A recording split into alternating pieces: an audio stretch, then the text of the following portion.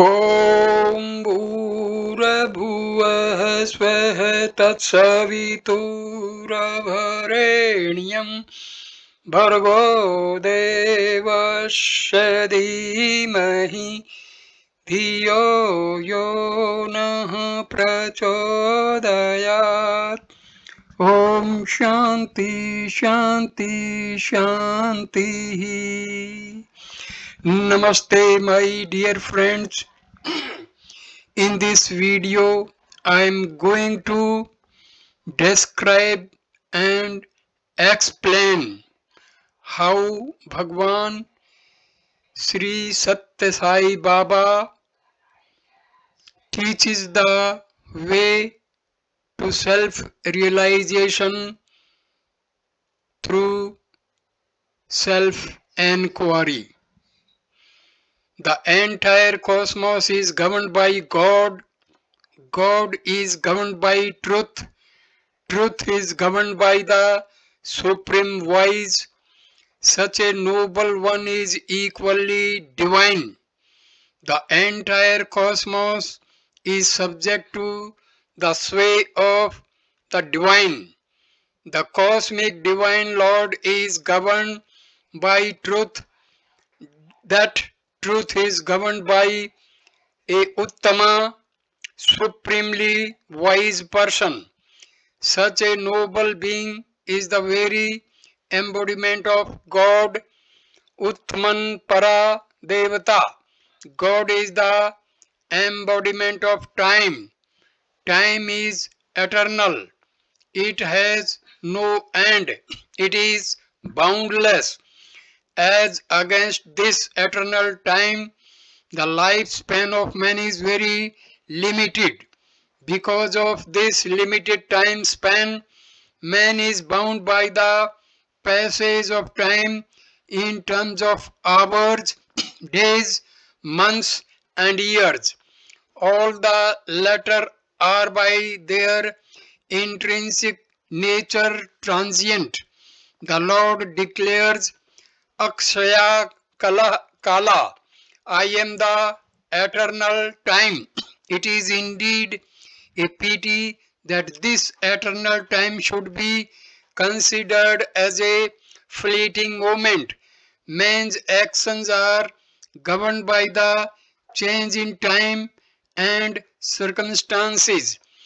In the possession of years, in the procession of years, the present new year is known as Sri Mukha. The past year was known as Angirasa.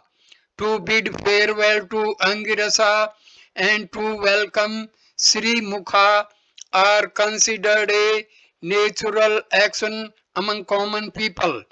Not realizing the infinite and sacred nature of time, men set bounds to time and bid farewell to 1 year and extend welcome to a new year.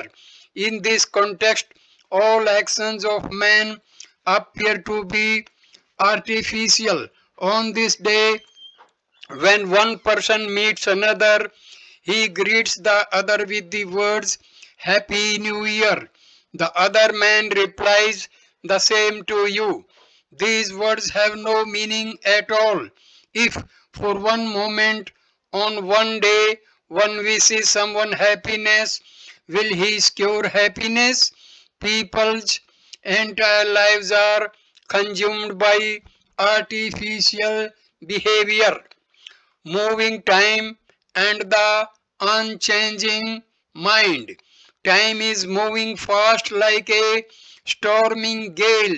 Man's life is melting away every moment like a block of ice. Months and years are rolling past in the wheel of time. Everything around is undergoing change, but man's mind and buddhi, intellect remain unchanged. Years are passing before our very eyes. How many eras are disappearing in our own epoch?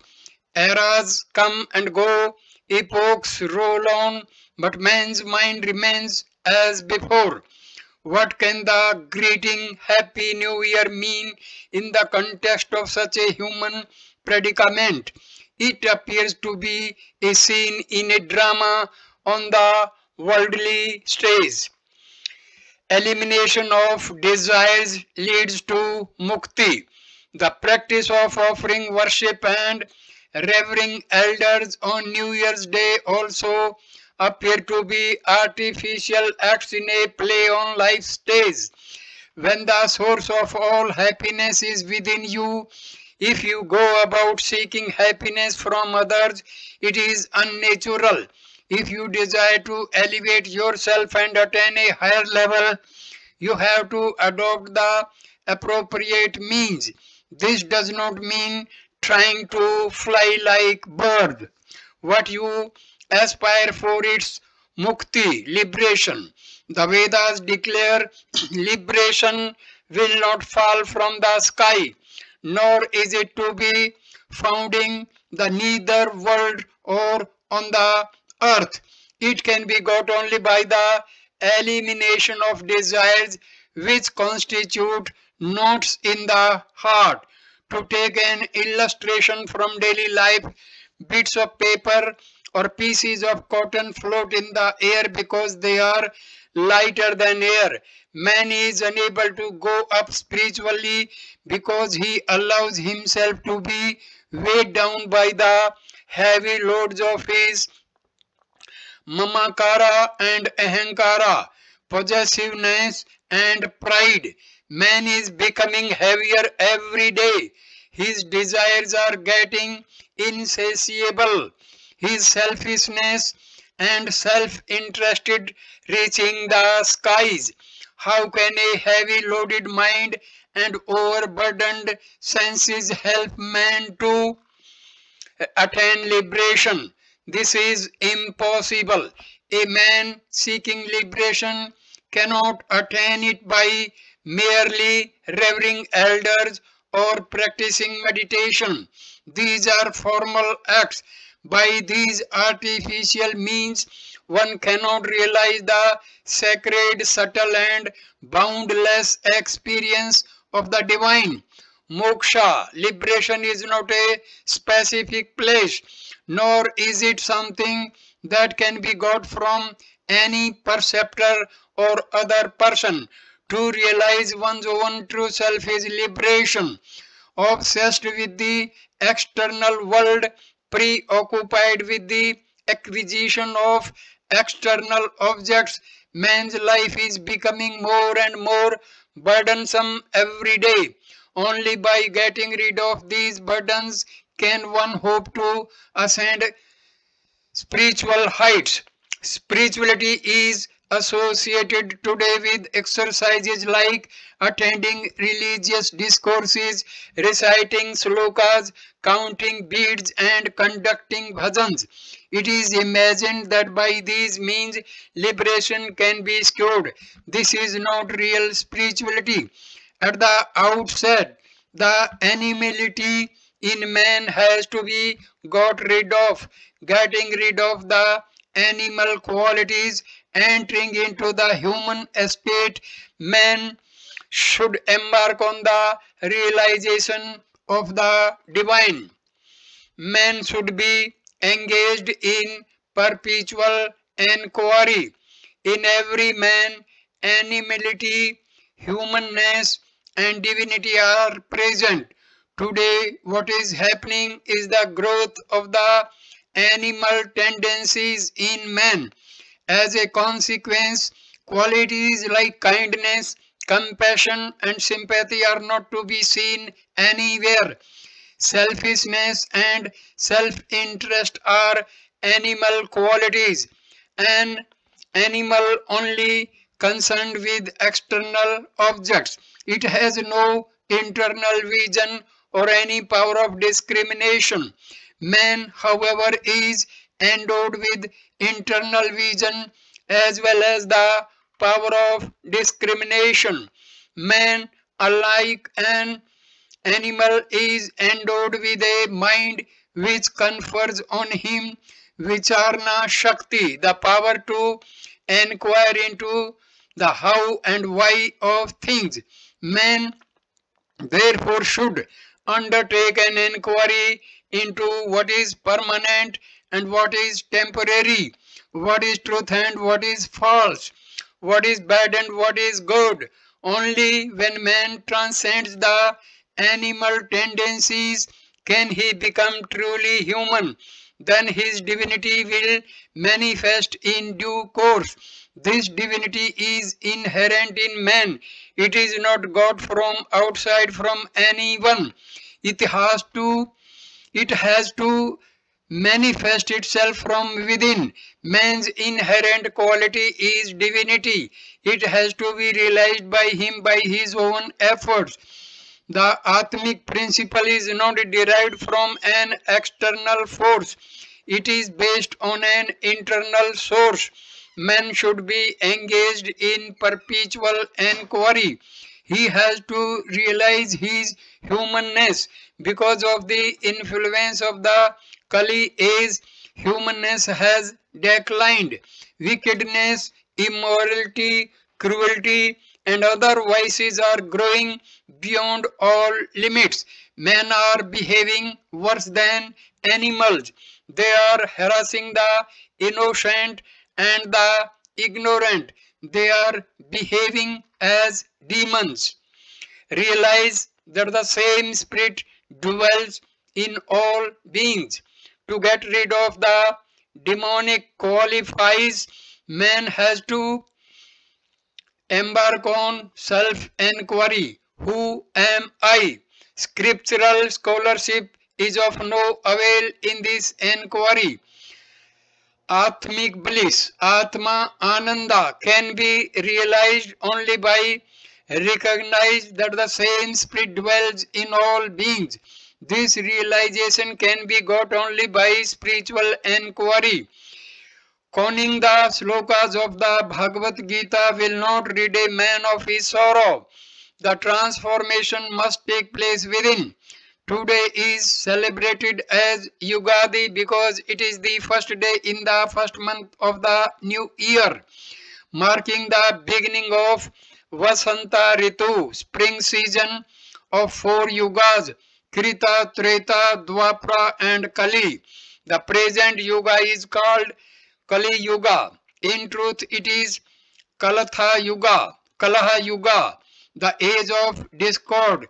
There is discord everywhere between husband and wife, between preceptor and pupil, and in every other relationship. What is the reason for this discord? The absence of mutual trust. No one trusts another. As a result, hatred and bitterness are growing in the social, ethical, political, economic and every other field. There is discord even in the scientific field. The lack of trust has blinded people towards each other. Believe in the sacred pronouncement of Vedas. People have belief in things which should not be believed, but do not believe that which they ought to believe. People are ready to believe in the statements of the author of an almanac or the predictions of a parrot kept by a pavement astrologer or a roadside palmist, but not believe in the sacred pronouncement of the Vedas. The Vedas have declared that Tattvam Asi, Aham Brahma Asmi, Soham, thou art that, I am Brahman, I am he. The Vedic dictum Soham is confirmed by the inhaling and exhaling that go on in everyone, but no one believes in it. People believe in the films, in novels and newspapers and many other sources, but one does not believe in the truth of his own Atma self. As a result, man is growing weaker and losing his humanness because of the lack of faith in his own self. A man without Atam Vishwas, self-confidence is no man at all. Without self-confidence, how can he get self-satisfaction? Lacking self-satisfaction, how can he hope for self-realization? This is impossible. Hence, the mention of self-realization has to be erected on the foundation of self-confidence with the walls of self-satisfaction and the ceiling of self-sacrifice. Confidence is at the root of it all. Live with faith and confidence. Beauty of spring is called Vishnu Priya. The new year day begins with nature shining in all her glory, decked with flowers, with the tender leaves rustling in the wind, and the cuckoo calling to its mate in mellifluous notes. Vasanta Ritu, spring season has come in all its beauty and freshness. It is the season when nature presents her most beautiful and glorious appearance. The beauty of the spring season has been dubbed Vishnu Priya, beloved of the Lord. Indeed, it is not merely dear to the Lord, it is the very form of the Lord. There are well-known sayings, Alankara Priyo Vishnu, the Lord loves adornment. Namaskar Vishnu Priya. The sun loves salutation. The Lord loves the advent of spring whenever trees in bloom. Today we are welcoming this spring, but it is not enough to greet it on one day. Some people figure the position of the planets at the commencement of the new year and try to predict the shape of things to come. The new year should not be judged by its name Sri Mukha. It is well known that there are many who belie their names. Sri means happiness, honor, auspiciousness. The year makes its appearance with a happy, respectful and auspicious face. But the prospects for the year are the very opposite of what the name suggests. Astrologers make their predictions on the basis of the relative position of the planets. The sun is expected to confer Sorium valor. The moon is said to confer prosperity. Rahu is expected to confirm inner strength. Rohini will confirm happiness. Sunny, Saturn will confirm physical fitness. But during this year, the results will be contrary to these beneficial effects. The dangers that the country is to face.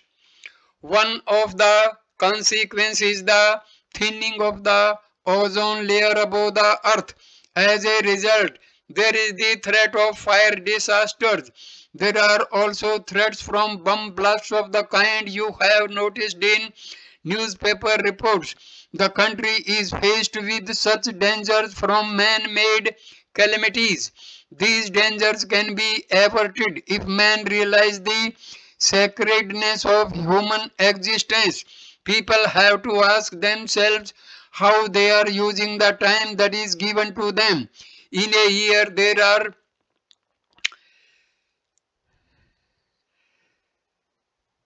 3,015,36,000 seconds. How is man use? How 3,15,36,000 seconds. How is man using these precious moments?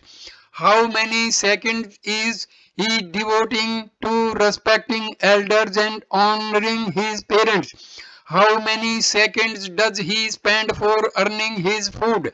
And how many is he wasting on useless activities? How many is he devoting to seeing films and TV? How many is he spending on reading meaningless novels? And how many on studying worthwhile books? How many does he devote to God? How many to rectify his inner feelings?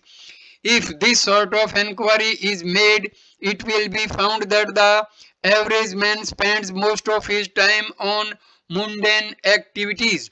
Not even 10 minutes or 10 seconds are devoted wholeheartedly to spiritual enquiry or self-examination. All are ostensibly engaged in the pursuit of truth. All are devoting their time to God. They go on pilgrimages, but even in these trips, they do not concentrate their thoughts on God for a few moments. They don't make any internal enquiry to seek the truth and experience of God. There is no need to go out anywhere by going to a forest or visiting temples. The inner being is not purified. Renouncing all worldly things, one must explore his inner life. This prescription of sacrifice is what the Vedas recommended for attaining immortality. Practice is more essential than percept. Those who claim to be sadhaka, spiritual aspirants, are really striving for selfish ends. The divine is omnipresent. To experience the divine, you have to undertake an inquiry with a steady mind. People today pursue studies all their life but hardly practice what they have learned. Practice is more essential than the mere acquisition of knowledge. It is not accumulation of information that is important, but the transformation of himself. Of what use is all the information you have gathered?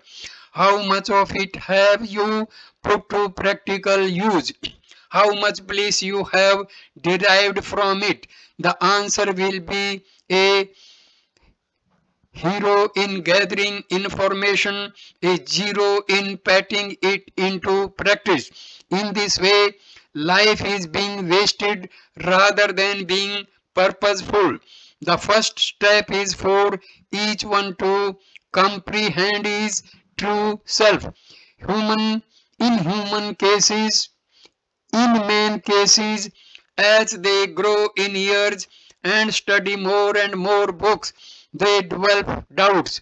Apart from filling their minds with bookish lumber, of what use is all their studies? There is no difference between books without consciousness and minds filled with bookish knowledge. Both are equally sterile. It is sterile. It is case of living death for both. Book knowledge without practice may be useful for teaching others, but is of no value to the man himself. A man who does not practice what he preaches is wasting other people's time. To begin with, make right use of every your time. In this context, I repeatedly advise students and others to reduce their talk. Engage yourselves in spiritual inquiry and practice at least a fraction of what you learn. Today we are supposed to bid adieu to the old year. Angirasa, and to welcome the new year. But in fact, we should not bid farewell to Angirasa because the name suggests the presence of the divine in every anga, limb of our body. Welcome all the years. Don't give a send off to any year. Develop equal mindedness towards everything. Do not brood over the past. The joy experienced will be in inverse proportion to your desires. The greater the desires, the less the happiness you will experience. Therefore, try constantly to reduce your desires. in the journey of life, as in a railway station, the less luggage desires you carry, the greater comfort you will have. Meaning of true moksha. Embodiments of love recognize what holiness is associated with human life, but because of the vagaries of the senses, man develops attachments to various objects and persons entirely for selfish reasons. All the love he professes is not out of affection for others but out of self-love. If this selfishness goes, there will be real oneness. Both love and hatred will be absent. There will bismuthal equal mindedness. There will be no sense of separateness. That is true moksha, liberation. Moksha does not mean attaining some divine state. Divinity is within you. All you have to do is to manifest it. That which does not exist will not come forth. That which exists will not go away. Everything is present here and now. Hence, there is no need for any search or for any sadhana. Whatever you do, do it as an offering to God. Do not make a distinction between my work and God's work. When you make a division, you give rise to enmity because of differences. Where there is enmity, there is no room for divinity, purity, or unity. When you install God in your heart, there is no room in it for anything else. But today's aspirants treat the heart as a musical chair. They go on for one Swami to another and shift from one kind of sadhana to another. Of what avail is this kind of merry-go-round? It is a waste of time and of life itself. One heart, one thought, one God, one goal. Whether you utter the name of Allah or Jesus, Buddha or Zoroaster or Guruji, Nanak, it is the same. Today is sacred to the memory of Guru Nanak, who commenced the propagation of his teaching on a Yugadi day. Purity, unity and divinity. We celebrate Yugadi today, but each one can choose his own day for celebration of the new year. God is one, all names are associated with the divine. You should have no aversion to anything. You should develop this feeling of equality.